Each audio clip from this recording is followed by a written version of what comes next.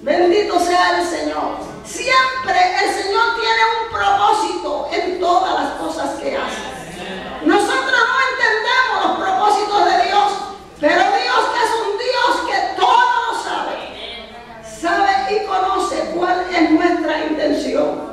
Y mandó a los discípulos que se fueran delante de Él. Y Juan, por su parte, que es el único evangelista que no declara este pasaje, dice: pero entendiendo Jesús que iba a venir para apoderarse de él y hacerle rey, volvió a retirarse al monte él solo. ¿Saben por qué? Porque apenas había multiplicado los panes y le había dado de comer a aquellos 5,000. El pueblo había puesto sus ojos en él y querían coronarle como el rey a cual ellos estaban esperando. Y Jesús sabía que aquella multitud iban a poner los ojos sobre él y su tiempo no había llegado. Y él dijo: yo me encargo de ellos, los despido y me voy al monte. Se fue al monte a orar. Y la expresión delante de él nos indica a nosotros obediencia. Los discípulos no contendieron con el maestro y dijeron: pero maestro, vente con nosotros. ¿Por qué nosotros primero? ¿Por qué tú no te vienes? ¿Por qué te quedas? No, ellos obedecieron. Obedecieron al Señor, obedecieron la palabra de Él y estuvieron en una buena disposición voluntaria para salir ellos solos delante del Maestro y adelantarse a Él. Ellos no pensaron: ¿y cómo Él va a llegar si nosotros nos llevamos la barca? ¿Cómo Él nos va a alcanzar?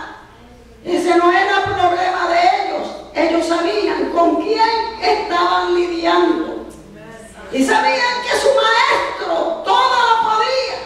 Si había acabado de multiplicar aquellos panes, si había hecho aquel milagro, ¿cómo no iba a conseguir una transportación para llegar al otro lado y darle alcance? Bendito sea el Señor. Pero llegó el problema. Cuando el Señor se quiere engrandecer en medio de su pueblo, y cuando el Señor nos quiere dar a nosotros una lección, Él lo hace en la forma más sencilla posible. Que nosotros podamos entender que en ese plan está Él. Y dice que llegó la noche. Vino la noche, dice el verso 47. Al venir la noche, la barca estaba en medio del mar. En medio del mar. Ustedes saben que estar en un barco en la noche, usted no puede ver nada. Todo está oscuro. Yo a veces me pongo a pensar cómo esa gente emigrante que vienen y se suben en esas barcas y para cruzar y llegar aquí a los Estados Unidos, ¿cómo le hacen? Hasta con niños pequeños, yo no sé.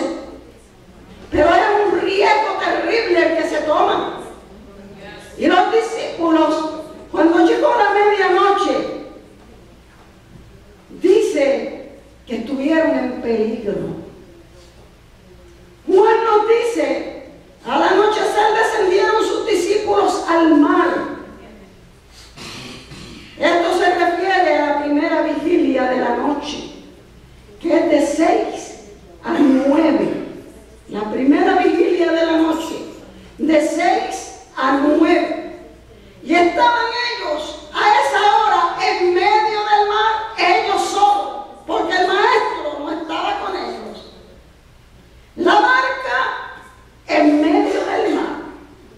¿Qué significa la barca en medio del mar? La victoria no es del que comienza, sino del que termina. Hay personas que comienzan algo pero no lo terminan.